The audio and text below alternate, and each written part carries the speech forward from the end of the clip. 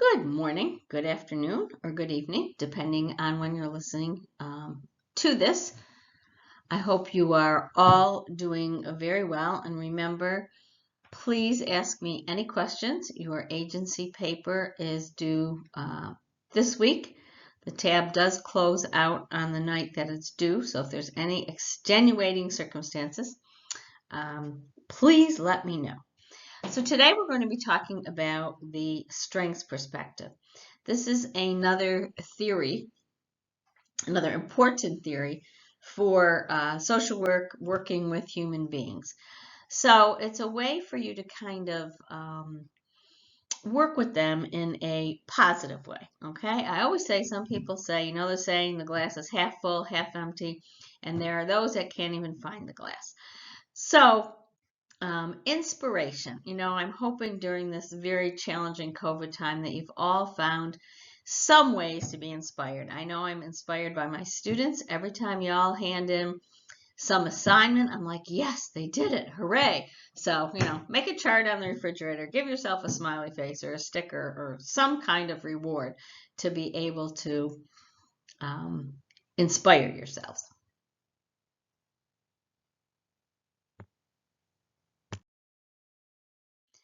So, a big piece of social work is empowerment. So empowerment is, big long definition, the process of helping individuals, families, and, that should be and, communities to increase their personal, interpersonal, socioeconomic, and political strength to develop influence toward improving their circumstances. In other words, you are not going to give them a blueprint and say, oh, this is how this is the plan to improve your circumstances. You are going to lead them through a process, okay? And I know some of you are in or have taken my Social 127 Interpersonal and Group Communication Skills course. And that's how you really learn to kind of lead people through this process. So I'm hoping next semester I will see some of you in that particular course. So empowerment, how do we help others? How do we give them the tools to improve their own circumstances? So I like the saying, the struggle you're in today is developing the strength you need for tomorrow. And it's not like we're saying, hooray, look at all the pandemic has taught us. No, I'm sure we all wish this never happened. However, to kind of see, what are we learning from? What are we learning from this particular situation that we are in today? So you might even want to take a minute and stop and, jot some notes. What are you learning? Maybe discuss this with somebody. So the strengths perspective obviously begins with a person's strengths. So when you are working with somebody, I love this particular question. What can you think of that is going right in your life? All right. And some people may say nothing, and so you may have to lead them along. I ask myself that question. One thing is, all of my classes, except for this one, are synchronous. So I get to see my students, interact with my students, help them form some kind of a community. I've learned all kinds of new computer skills, learned all kinds of new Blackboard skills. I've taken up golf so that I can get outside safely, social distance, and be nature. So, all that has made me, all that's positive and made me stronger. So think about, what has made you stronger? What are your particular strengths? Because most of us, or many of us, especially people that you work with in these situations, are going to come to you. And, people always tell us or focus on, what do we have to correct? What's going wrong? What's going wrong? But if you build a base, you want a foundation that's strong.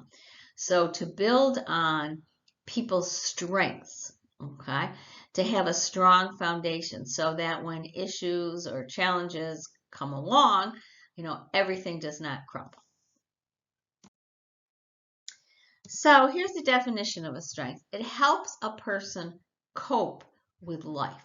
Okay, so a toolbox of what helps you cope with life. And I could say, I think all of your strengths are, you have tenacity and discipline. You are showing up You are taking this course. This is a real strength. This is no small feat in the midst of a pandemic. So I congratulate you, and you congratulate yourself. Okay? It increases the fulfillment of life for oneself and for others. So think about, how has your strengths, how has it helped you cope? How has it increased your particular fulfillment of life? So like Disney, it was all started by a mouse. So a strength does not have to be some great big, I'm a summa cum laude, oh, that would be good, of my class, okay? It can be something really tiny. Oh, look, so far it's week 5. I have gotten every single assignment in, and I have so far gotten an A or a B, okay? That's a huge achievement. So celebrate your small achievements, okay? Celebrate your small achievements.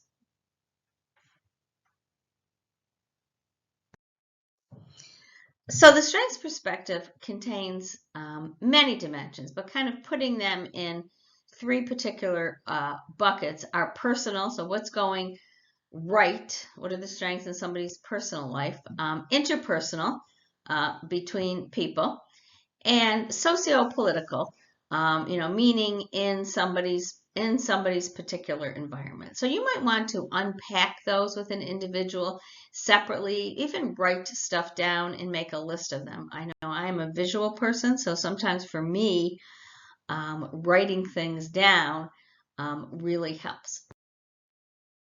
So it operates according to 5 principles. The first is every individual, family, and community has strengths, okay?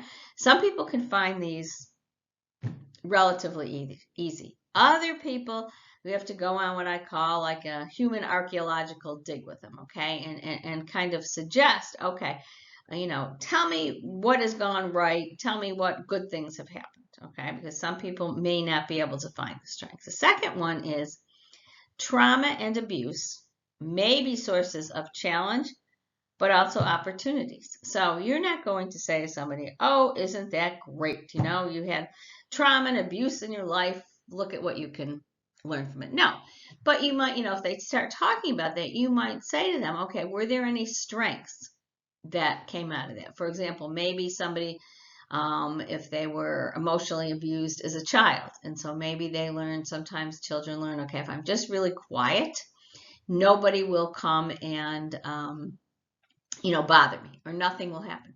So maybe from that experience, they learned how to observe. Okay. Now, part of the strengths also too is, okay, that's good, that they coped with that, and that's a good skill. But then the other skill you might want to explore with them is that how can they be more assertive? They can observe, but they want to be able to get their needs met. So how can they do that too? Strength doesn't come from what you can do. It comes from overcoming the things that you once thought you couldn't do. So again, during this particular challenging time, think about, what have you done that you didn't think you could do? I know for me, one of them is teaching on the computer. That is not my preferred method. It will never be my preferred method, but I'm doing it. And in my synchronous classes, where I get to see people, I learned how to put students in groups. And I have to say, we're forming a little community. Maybe not exactly like the classroom, but I'm trying to help them along and give them enough time to be able to talk to each other. So think about, what strength or strengths have you developed, okay? You might want to keep, again, a running list somewhere to motivate yourself. I think during this time, we all need, some kind of motivation. Another principle is assume that you do not know the upper limits of the capacity of an individual to grow and change, and take the individual, group, and community aspirations seriously. Okay? In other words, like an example, I haven't met you, but I'm assuming you are all capable of A's until you prove me differently. So if somebody says, they come to you and they say, I'm really motivated this time, I want to seek new employment. Believe them.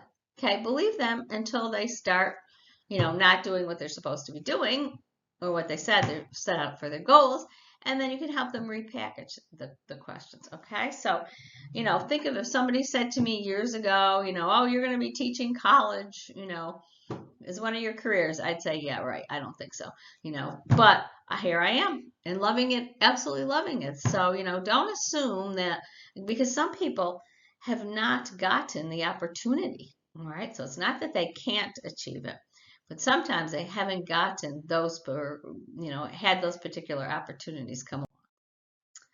The next one is collaboration best serves individuals. Now that may seem like common sense to you, but when social work first began in counseling, it was thought that the social worker and the individual, they could solve all the problems themselves and did not need any outside assistance. Now we know that if people join groups, they might need to go to somebody else who specializes in their issue. So whenever they can make connections, and every environment has resources. Again, sometimes you just have to look for them, but every single environment has resources, no matter how tiny. Okay. And the resource could be the person came to you for counseling. So that could be a particular resource. So that is a resource. Again, sometimes it might be good to have people make their particular list of resources.